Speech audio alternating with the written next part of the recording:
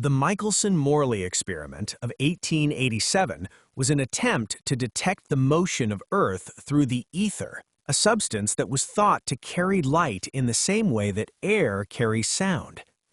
The above illustration shows the basics of the experiment.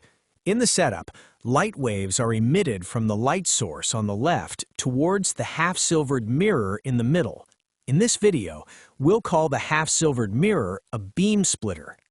The beam splitter splits the light waves into two, sending one to the mirror at the top and the other one to the mirror on the right. The two mirrors then reflect the waves back to the splitter, which in turn sends them to the detector in the bottom. If both mirrors are at the same distance from the beam splitter, and if Earth was standing perfectly still with respect to the ether, then the beam splitter simply recombines the reflected waves and sends them to the detector, looking like the original wave from the light source. Earth, however, is moving through space, and thus through the ether. In the illustration above, the light waves are still moving at the same speed, but Earth is also moving to the right.